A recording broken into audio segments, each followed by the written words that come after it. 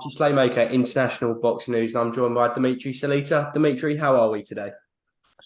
I'm doing good. And yourself? Yeah, all good. Excited for this interview. I'm gonna crack straight on with it. Jump straight in with Shojan Igashev. Purse bid set for Subriel Matias on August the 15th. Just with regard to that, how did purse bids come around and why didn't a deal get agreed for this fight? Well, Ergashev is the mandatory for Sabre Matias for the IBF World Title. We try to make big fights for him throughout his career, but a lot of the fighters avoid him. So we knew that the only way for him to get a real shot at the world title was for him to get in this mandatory position. So purse bids are set when two parties can come to a deal, and so far we haven't been able to reach a deal. And we registered to bid, have some interest from different places around the world to host this fight, and excited about. Most importantly, that it's going to get done. I have no worries about it. Most importantly, is I'm excited about Sergio Gassiev finally getting his shot against a very good, one of the best junior welterweights in the world, and we'll see what Ergashev is made of. It's going to be a great fight when it does come around. I do want to just talk about on the lymph nets situation where the IBF actually declined that mandatory, declined that first offence. Going into that, obviously, Igashev was meant to fight on that undercard. Is Igashev and yourself still really confident going into this fight that it wasn't what you expected, but you still really confident going into this fight? Yeah, so the Lipinets first PBC asked for an exemption from the PBC for the fight with Lipinets to happen, and we were okay with it. But then they somehow reneged on that situation and wanted to go straight into the eliminator. I'm sorry, into the mandatory fight with Ergashev, and we were fine with that as well. So that Lipinets situation with Matias, I'm not sure what happened. That's between Matias camps and Lipinets. We were good with either situation. If either going straight to the fight with Matias or fighting on the undercard, either one was good. But at this point, we're going to purse bid, and again, pretty confident about the fight happening. And we'll either make a deal or we'll go to purse bid, but the fight is going to happen. And most importantly, I believe that Sergio Gassiev is one of the best fighters in the world, and he'll have a chance to prove himself against a very skilled and tough contender, champion. It's going to be a great fight. Is there a set time of where the fight has to take place by? I believe it's maybe 60 days after the first bid, something Perfect. like that. So I Perfect. would think, sometimes late September or October is what we're thinking about. Perfect. But No Ergashev is worries. in camp in Florida with Sugar. Ergashev's in camp in Florida with Sugar Hill Stewart and Draymond Chambers, and putting in the work. So getting ready, one day at a time, and just that's all he has to do at this point. Perfect. It's going to be a great fight when it comes about. I'm going to talk about an exciting heavyweight in your stable just at the moment who did return on the Alicia Baumgardner undercard, Jermaine Franklin. I just want to talk, what is next for Jermaine Franklin coming off that very good win? We've had some conversations about him fighting some bigger fights. There was a little bit of talk of him fighting Bakoli in the UK, which we considered, but it just didn't work out time wise for that fight. I mean, Jermaine, again looked impressive. He gave Joshua all he could handle, beat Dillian White, and obviously Dillian is under a lot of controversy now. Maybe he's never going to fight again. So I would say that his last fight, was a controversial win over Jermaine Franklin. And Jermaine showed that he belongs at the top. In his last fight, he beat an undefeated fighter that came to win, had a big amateur career, a good professional career. And Jermaine and his trainer told me that they're much more confident and much more prepared now for that big time opportunity. And I'm sure that is going to happen, in the very near future. Just going to touch on that Martin Bacoli offer. Where was that meant to take place, or was there a date that Boxer discussed with yourself?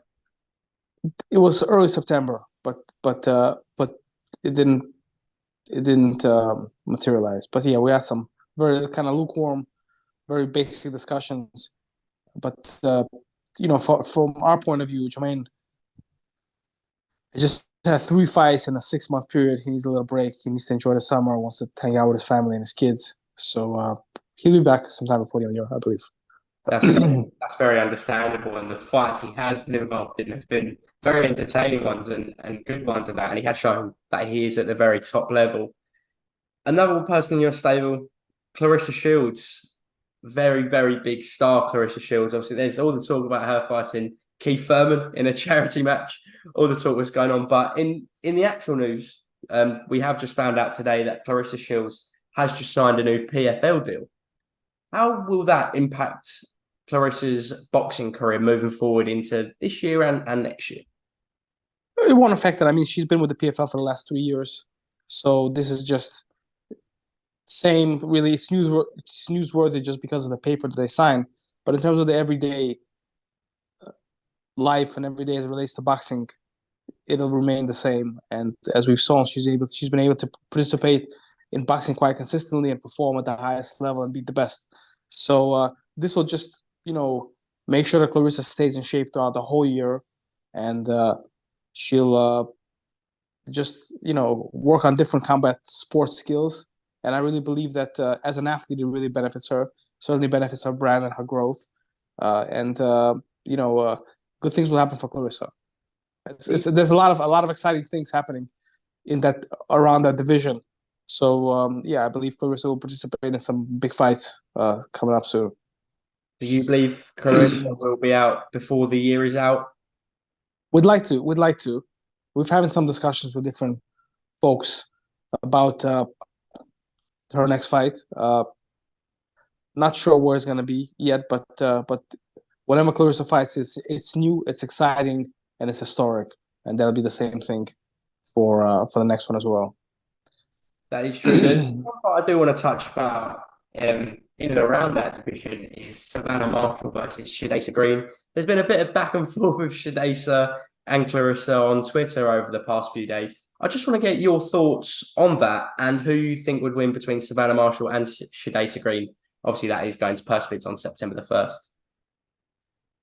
That's a great fight, and it's a good one. Shadesa has looked really good, but she didn't look so good in her last fight, so I'm not sure which one is going to show up. Shadesa that showed up in the last fight, Savannah Marshall, I think, beats in the fight on the Jake Paul undercard. But the Shadesa that showed up in all the previous fights, Savannah will give Savannah a very hard time, and I would have to consider her the favorite. It's a tough fight. Shadesa is a real good fighter in the division. She just has to prove herself a little bit more and show consistency and and the ability to beat the fighters at the top. I think her fighting Savannah Marshall is a fantastic fight and set something up for the winner of that fight to be with Claressa. Even though Claressa is a middleweight and she just signed a deal with the PFL where she's going to be competing at 155, but there's different ways that we can make it happen. But it's great that there is exciting things happening around that division, and obviously Claressa's name is always mentioned in those conversations. I know it's always been targeted for Claressa Shields to always fight in Saudi Arabia. What fight would you like to take to Saudi Arabia for Claressa Shields if that can be made?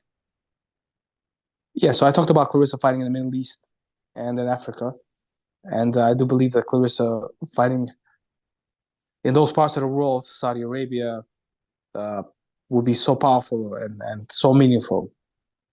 I mean, we'd want to make the biggest and the best fights. It's like the rumble in the jungle of this day and age. And like Muhammad Ali, when he fought George Foreman in Zaire, it was a great fight, but more than a fight, it was a very powerful statement to the world that Ali and George Foreman have made. So we would want Claressa to fight the most meaningful fight that we can find when that time is ready. It is going to be brilliant watching Claressa Shields be back in action, whether that be in the boxing ring or the PFL octagon as such, or the cage. It will be very exciting. Just with regard to that, the next person I'm going to touch on, it's been reported Otto Wallin versus Murat Gassiev is next, and that would be in late September in Turkey. Can you shed any light on that and confirm there are talks taking place at the moment? There have been some discussions. I mean, Otto Wallin is the most avoided heavyweight in the division. I've had some conversations with Matchroom about him stepping in this late hour to fight Anthony Joshua this Saturday, but that didn't happen. And we've had the conversations with Otto fighting Joshua for a long time. From everything I've seen, I don't think that Anthony is heading in this direction. Otto is most avoided heavyweight. Gassiev is a very avoided heavyweight. So, I can't talk much about it now. But Otto always wanted to fight the best and show that he's the best in the world. And he's shown that against his fight with Tyson Fury. He's had several wins since then, some of them more high profile, others kind of just staying busy. But he's been active, staying in the gym, getting better. And I believe that a world title is definitely in Otto Wallin's future. Potentially in his future, for sure. That will be a great fight if that does come about. With regarding Otto Wallin, I know you did say there was some discussions with yourselves and Eddie Hearn for him stepping in. Can you recall the conversation that Eddie told you when you put Otto Wallin forward? Well, first conversations about Otto Wallin and Joshua happened last year after he lost to Usyk. A couple of days after that fight, Eddie called me and we discussed that possibility. And then because Joshua wanted to fight that year in December before the year was out, and then our discussions continued till October, November, and then I was told that he wanted to move on. So this weekend, when we found out that White failed the test, Eddie just said that he's a southpaw and and he feels that he's a difficult fighter, and he wasn't sure that Joshua would accept a southpaw on such short notice. So obviously I get it, I understand it, but my job as a promoter is to keep pushing and to have Otto involved in those big name conversations, and that's what I'm doing. And what will happen in this situation is out of my control. That obviously a lot of people involved, Anthony Joshua, his management, Eddie Hearn, the Zone, etc. But just want people to know that Otto is a real threat in the division and a big name that can easily slide into one of the big fights because of his incredible performances in the ring. He is definitely a force to be reckoned with. That was shown in the Tyson Fury fight a few years ago. I do actually just want to get your opinion whilst we're on that in Otto Wallin stepping in on Dillian Whyte's failed drugs test. What did you make of that when that news first broke on Saturday morning, UK time? Well, a little surprised, but not shocked. I guess when Dillian pushed me, maybe he had a little rage. You just would expect that folks who are so experienced and sign up for VADA would know better and know that they're going to get caught. So it's a bit surprising. And just, again, I don't really know the details of what happened, but reading social media, seems that he was, and I think Eddie said it as well, seems that there's been more than one substance that he failed for. So that's, a bit surprising. It was a big opportunity for Dillian Whyte, probably a huge payday for his career at this point. And, really considering that he hasn't really done much. He participated in big fights, but hasn't done much. This was a big opportunity for him. So I'm not sure where his career goes from here, but surprised, not shocked over the news. And obviously immediately saw it as an opportunity to talk about Otto, talk about Jarrell. And, Jesse, Jermaine's trainer, called me and said, Dmitry, we're much more prepared for Joshua now than we were before the first fight. He has all that experience, but, Jermaine just hasn't been isn't in that kind of shape. But Jesse told me that he feels very confident that if there's a second go around, he feels that Jermaine has the tools now to beat Joshua. But we'll see. That would be good if Jermaine does get himself in a position. I don't think anyone would not say yes to that fight. Just with regard to that, just keep on touching the drugs in sport and how important VADA testing is. How important do you believe drug testing is in the sport and VADA testing? Extremely important. Boxing is not a game. It's a sport where two guys get in the ring and hit each other. And certainly when you take supplements to make yourself stronger, fitter, certainly puts the other fighter even at more risk. So I believe that that the most stringent punishment should be administered when fighters fail the drug test, and certainly when they fail the drug test repeatedly, when it's not their first offense. And with that being said, I believe that some guys can change and can know that this was the wrong thing to do and acknowledge it and move on. But obviously, everybody's a different individual and everybody feels different about different things. But there's no, for our sport to grow, we need to get rid of drugs in the sport. And I know that fighters, as they become more sophisticated and start making money, they get a lot of guys, a lot of scientists, quote unquote, that that know how to work things, how to mask things.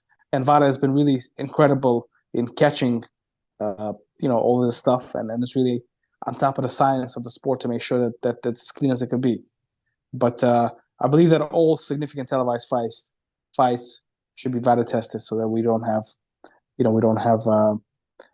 that kind of stuff happening in our sport. As you know, it's something that I dealt with also in relatively short period of time when Claressa Shields was supposed to fight Hannah Gabriels 2 months ago, and Hannah failed the drug test like a week before the fight. So it's very difficult, and I feel for Matchroom and for Eddie. I know that it was a difficult time and they had to scramble, and it's a big event to save, but they did a great job, and I look forward to watching it on Saturday night. It's going to be a great event, and we do well. Obviously, everyone welcomes Matchroom, and it was a brilliant save from them. Robert Hellenius coming in. I'm just going to briefly touch on someone who is relatively unknown, but is a great fighter who is on your stable. Is Vladimir Shishkin. Is there an update on Vladimir at all and when he will be returning to the ring? Yeah, so we're working on it.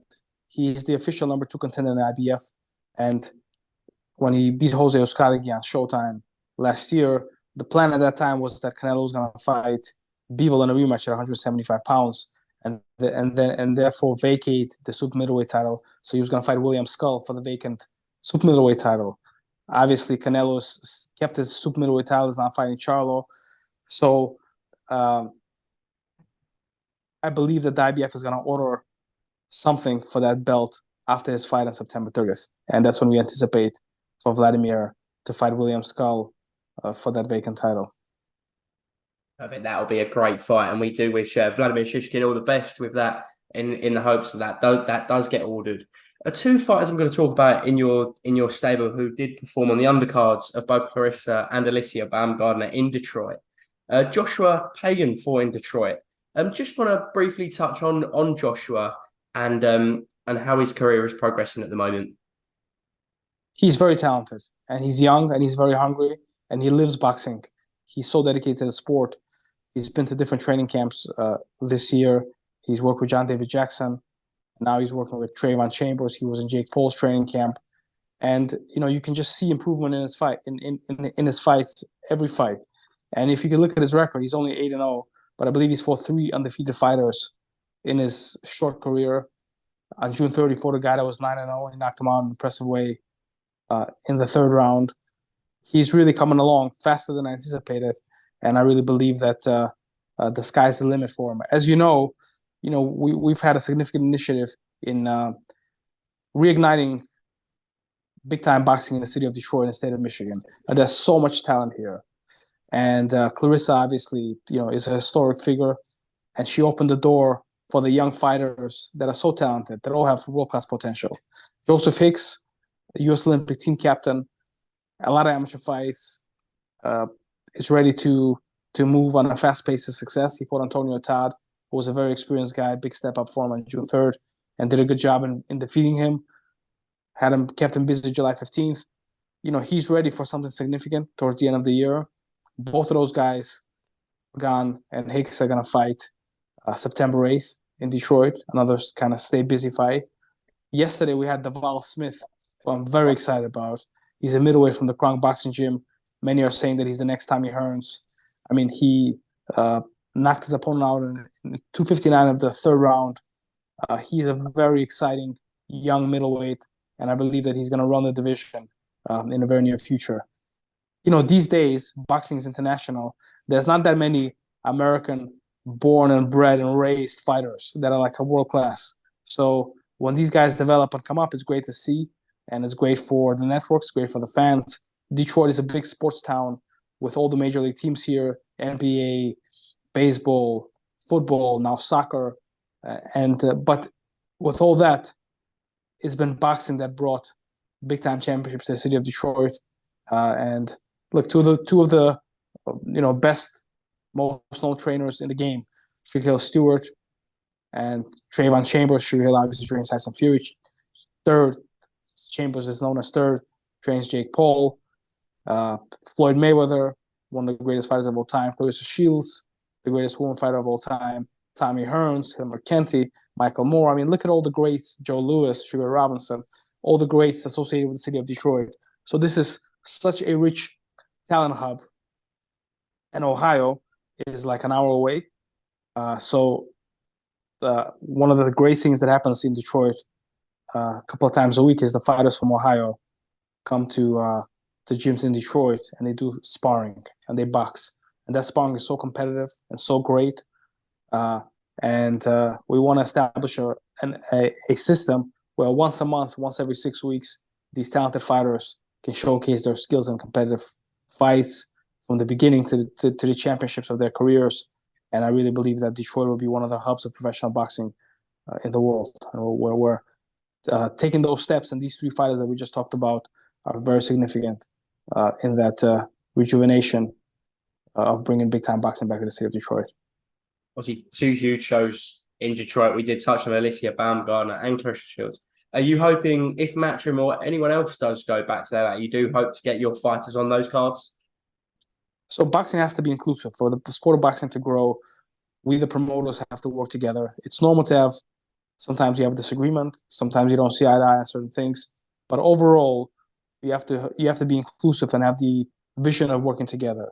And I'm very grateful for the fact that Matchroom has come to Detroit, and there was another big event in the city. I've been telling Eddie about the potential of Detroit for a very long time, and certainly know Alicia for many years.